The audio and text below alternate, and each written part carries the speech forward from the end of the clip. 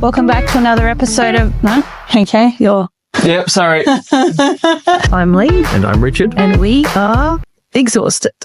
We're also experienced business owners with over a decade of lessons behind us. We've operated businesses in many different sectors and in many different parts of the world. A few years back, I wrote a book called Once Upon a Time in Small Business. I thought I'd told all the important stories. Turns out, I was just getting started. This podcast is all about the messy, honest human moments behind business, life, and leadership. We'll take you through each of the chapters of the book with more stories about the lessons we've learned through our businesses over the years.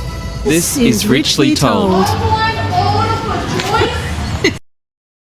Today we are going to talk about mental health or mental wellness.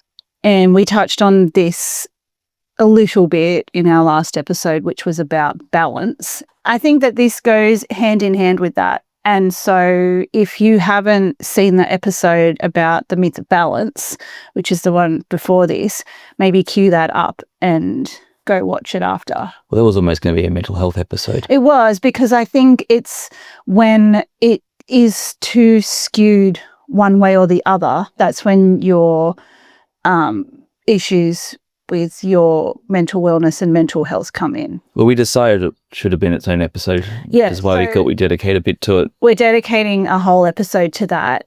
I just want to start by saying we're not counsellors. We are not mental health professionals. We are business owners who are going to be talking about our experiences with this.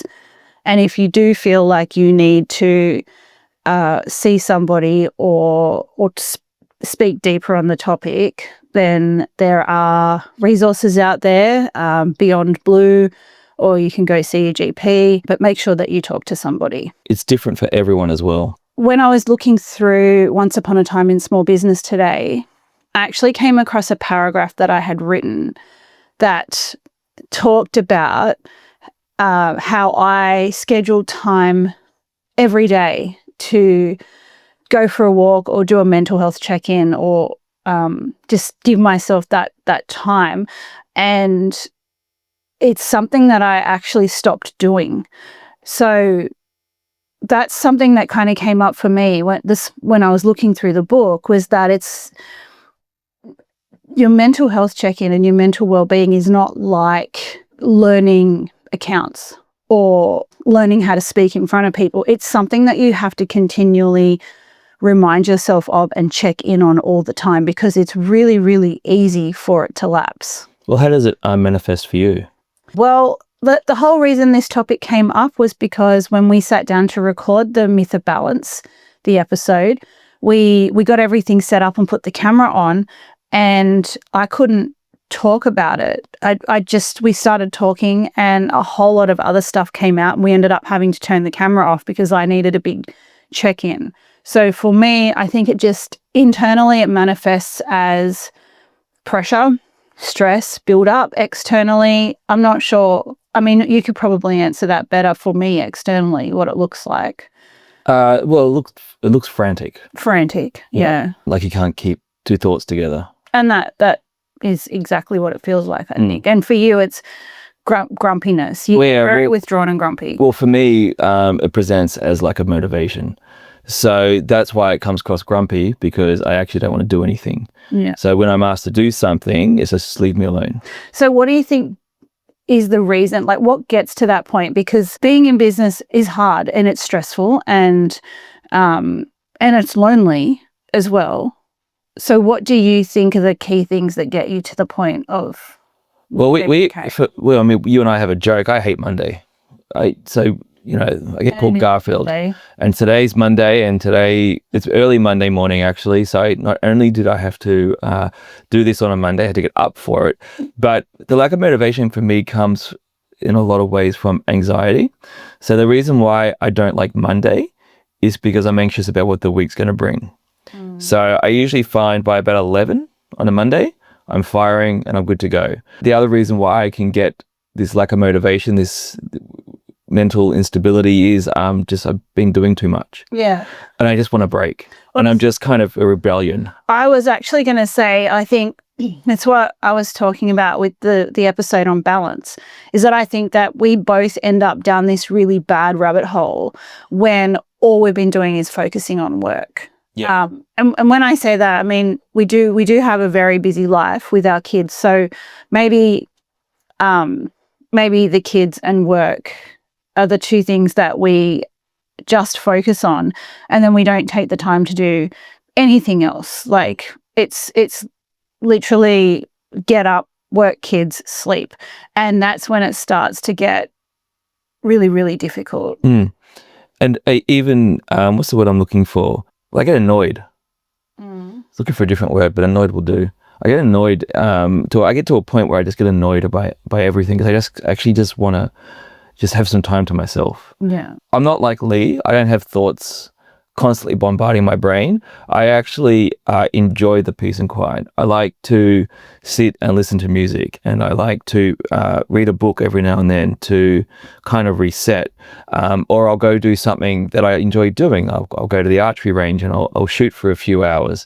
But that then it has a double-edged sword, because then sometimes I then feel guilty that there were other things that I should have been doing, but I hadn't been, because I just couldn't find the motivation. Yeah. The reason why we are talking about this is because we see a lot of business owners falling into this trap, particularly when you've got to be paying bills and, Answering emails. When you're in it on your own, when you're a sole operator, we see a lot of business owners, they forget about themselves. And that's just sends you down a really bad path. So that's why we wanted to talk about this, because even, this many years in, it still has to be something that's a constant reminder to us to not forget about yourself and not feel guilty about taking that time. And I've just actually this week have decided that Tuesdays are going to be my day off from everything, my day off from work, my day off from family. That's not to say I'm not around. It just means that I have booked in some things on Tuesdays that I'm going to do that support my mental health and the things that I enjoy doing, so that I can be a more effective business owner and mother and wife. I think for everyone it's the same. It manifests in different ways. But I think there's a constant cycle of guilt and resentfulness. Yeah, absolutely. So, well, especially for me and from other people that I've seen, I have, sorry, the cat's just walking around. Cat's here again.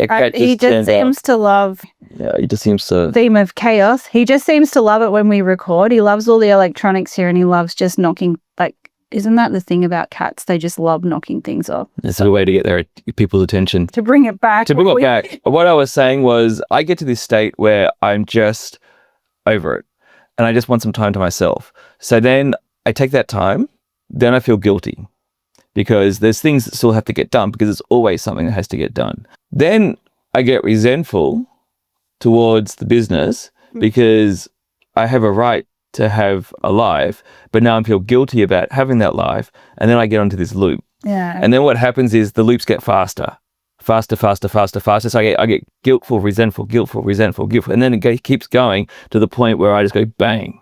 I think that, and you're right, that happens to everyone. Everyone who we've spoken to has these loops of guilt, resentfulness. So how do we stop it? Well, I was just about to say too, the other thing that can happen, I don't know if this is for everyone else, but you're in this loop and then the phone rings as a customer, and you look at the name and it's like, oh, that's the email that I had to get back to, that I just haven't had time. It's a long email. It's going to take some investigation. And here he is calling me. And I'm just done with this at the moment. I just need some time to myself to regroup. And now the phone call's coming in. So then resentfulness turns into huge amounts of guilt. And it just becomes very messy from there. So for me, a couple of things that I kind of do is I try and manage my time better. I try and rack and stack. So the things that I know, after years of experience, the things that I know that if I leave are going to cause more problems or potentially cause more problems down the road, I will tackle first. So don't ostrich things. Is that what you're saying? Yeah, don't ostrich things. The other thing that I kind of learned from there's a guy I work with called Michael Noonan, who, as some of you might know, it was the former chief of the Australian Navy. And I've noticed how he deals with this. What he does is he disassociates. I haven't mastered this at all yet. He's very good. Doesn't matter what the scenario is, what is going on, he disassociates and he deals with it in a more of a disassociated way. And he'll start when he's really stressed. I know, because what he does is he says, that's interesting. So we might be in a meeting and someone says something, or he gets a phone call, there's an email. He'll go, that's interesting. And that's, I think, his disassociation trick. And then he can deal with it. He compartmentalizes, and then he's very effective. Well, you told me that story recently, and I've been going through something at the moment, a business-related issue that has been quite stressful, and I took the path of disassociating. Yeah, well, yeah, it is, because I took all the emotion out of it. That's and I looked at it in as purely business. Yeah. And whereas normally, and you could probably attest to this, I would have let it consume me. I would have been very stressed about it. I would have been offended and all the things. I was actually taken it completely personally, and I didn't. I took all the personal stuff out of it, and I just went, you know what? This is business. It's not serving us in business, so it has to go. So I wonder if that's also another, like a podcast, because that's more like, that's dealing with stress as well. So the stress is a mental health that's issue. true. Stress is a mental health issue. If you don't, it's a build-up of a lot of things. It's a build-up of, I think not being able to talk to people or not talking to people, not being able to. I don't know if it's a conscious decision not talking to people. I think for me, I get to the end of every day, and it's the end of the day, and I go to bed, and then I wake up and there we go again. And if you're not having it front of mind, really opportunities don't really present. Well, no, because your mind's closed off to things. It is. And we don't all walk around going, how are you? Maybe we should. Well, we often do. We people do say, how are you? But no one's actually really interested in the answer. It's just something that we say. Yeah, it's just an Australian thing. It's just an Australian thing. How are you? Now, if someone stops and actually says, oh, actually, I've had a hell of a day, the person who asks, well, how are you, is like, I don't have time for this. So it's because it's just something that we do. It's not a real thing. It's just something that we do. Instead of saying hello, for some reason, we say, how are you? So maybe there's actually two parts to this. And one is that you need to be able to have someone to talk to and to get it out. But you also need to be willing to listen and support people. Well, the thing is, then the other person says, I'm fine, right? But they're not really fine. Yeah, but because I think they know that that's not. I know, but what I think is you're telling yourself you're fine and you're not really. I think that then adds to the burden. Yeah. And this is actually why we couldn't do this as one episode last week, because it would have been too long of an episode. But the solution does tie back into this whole work-life balance thing. Yeah. Because ultimately what you need to do is you do need to find time for yourself, and you need to do activities that you enjoy outside of work, but you have to do it at a time that's appropriate. Well, what's an appropriate time? Well, if I just having a bad day, say on a Tuesday, and I just want to go to the archery range and shoot arrows for 4 hours, well, I'm just setting myself up for another issue because I'm doing it through work hours. Yeah, I don't know. So, I feel like, well, why does it have to be 4 hours? I guess. Like, I mean, I'm a fan of how long rounds take. I guess, but I'm a fan of walking away of when it's not going right or when you're really, really stressed. I am a fan of just drop down tools and walk away because. But that's a difference. That's a different mechanism. What I'm talking about is setting time aside for yourself. Okay. So we're talking about the planning for it. Yes. Well, that's something we do. Yeah, that's that ties back into work-life balance. I'm not talking about taking 10 minutes to go get a coffee and have a walk around the block just to cool down. I'm not talking about that. That's only been a recent thing for us too, though. Is that setting aside of time. Like, we are a very active family. We are doing activities every day. I mean, I actually started doing a reel for Instagram on Saturday, which was sort of like for the Richly Told Instagram, which if you're not on it, go follow it. I'd love for you to follow it. But I was going to do this reel that was like a come with us on Saturday, and it just ended up, it would have been too long because just to recap our Saturday was ice skating lessons, then karate, then archery, and then the kids went and had like a kids' night out back at the dojo. We went out for dinner and discussed what we were going to talk about with this podcast. And that doesn't sound like a lot, but this was from 7:30 in the morning up until about 9 o'clock that night. So we were just on the go all day long. But that's only recent that we've actually started taking the time to do things like that. And it's just really important to. Well, it's working. It is working. I'm finding it much easier to manage the anxiety. Absolutely. And you are much more productive. I am much more productive. I get so much more done in a shorter amount of time when I have gone off and done something physical, which is my Tuesdays that I was talking about before. My Tuesdays are martial arts related in the middle of the day. So I am going to go off and do martial arts lessons on my own. Actually, last Tuesday I felt like working in the evening.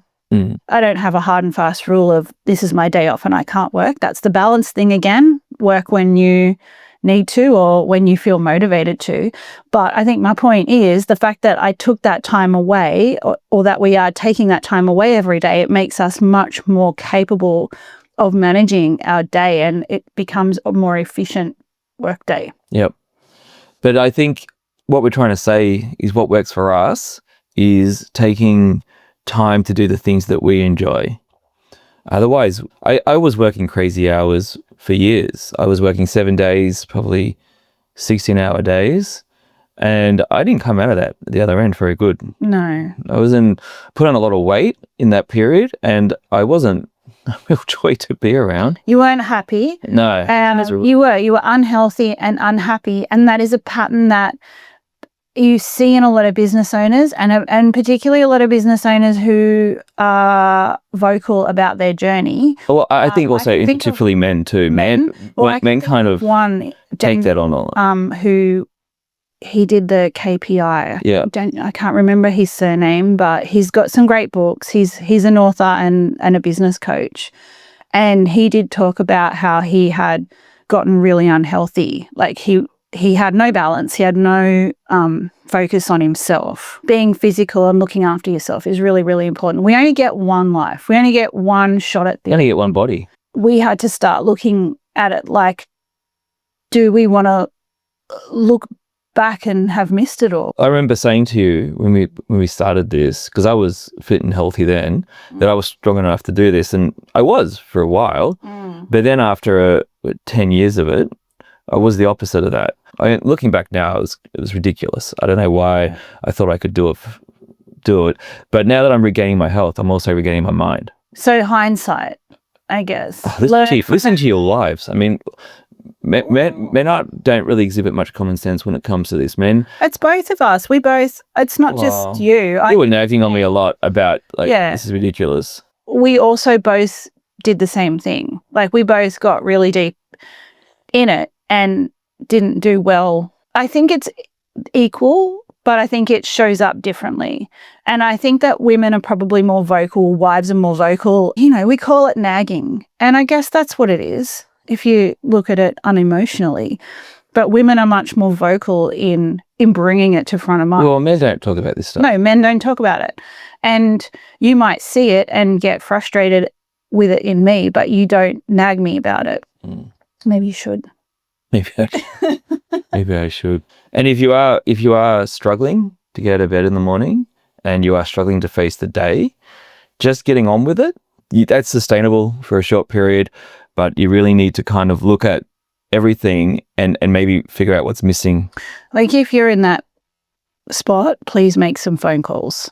Start with talking to the people who are closest around you, because that's very scary and a very dangerous place to be in. We don't want to see anybody there. We've both been there where we've struggled to get up in the morning, and we are fortunate in that we are in this together. So we have each other, and generally we have that thing where one's up, one is down, or one, we're never both up, are we? And we're never in the same spot at the same never time. In the same cycle. We laugh at that, but we're actually very fortunate and are very aware that this is a unique situation. Not a lot of people work successfully with their spouse and have that support system. So if you don't have that support system, you need to start making some phone calls. It's hard to start the conversation, but once you do, you'll be very, very grateful for that. And it's got to make time for yourselves and get active, get your body moving. I kind of feel stupid. It's weird. I feel weird saying that because that's what people were telling me all the time when I was in the thick of it. And the amount of eye rolling I did when somebody said that to me is astounding. And I feel almost hypocritical saying that right now, but have going through that entire journey, when someone says you got to take time for yourself, I get it now. Yeah. Get up half an hour early and go do an activity that you enjoy, or just find a way to fit it into that whole work-life balance that we've been. It doesn't even have to be an activity. It can just be like, you get the idea, a cup of coffee on your own, or watching 20 minutes of a podcast. Doesn't have to be this one. Just anything, something that makes you laugh, just something that makes you feel like a human. Because, funny that you mentioned that you feel like a hypocrite. I also feel like a hypocrite because 10 years ago I wrote about how I now take the time every day to, and I'll read from it to finish. But it's that thing where you've got to keep checking in. You've got to keep making sure that you are bringing it front of mind. This is what I wrote 10 years ago. This was a story about when I had dropped the kids off and I was driving past the beach and I just stopped and got out of the car and walked down to the beach and walked into the water in my clothes because I was so stressed and there was so much going on. And then I wrote about it because writing about it was a way that I processed everything at the time, and sort of this was my thing, my 5 minutes, my coffee or my moving my body. But it obviously wasn't working as well as what it should have. Well, it worked well enough, I guess. It worked well enough at the time. But then I wrote, since that day, self-care has become a part of my workday. I schedule it in, whether that be 10 minutes of meditation, a walk on my own, or doing something small that feeds my soul. I no longer hate the term because I've experienced firsthand just how vital it is to make sure that you are looking after you. Whether you're a business owner, a parent, a sibling, a friend, you're no use to anyone if you're not looking after you first. It's essentially what we're saying. So with that, take 10 minutes for yourself today. Go and do something. Go and breathe. Go and stand in the sun or grab a coffee or have a snooze. Just do something for you. It's a muscle. Once you start doing it and you keep doing it and you build it up, it'll become easier and easier. So on the next episode, relationships. We are going to talk about relationships, not our relationship. Business relationships. We were having a discussion about a story about you never know who people know. Yep. And so we're going to dive deeper into that next week. So have a fantastic week. This has been Richly Told.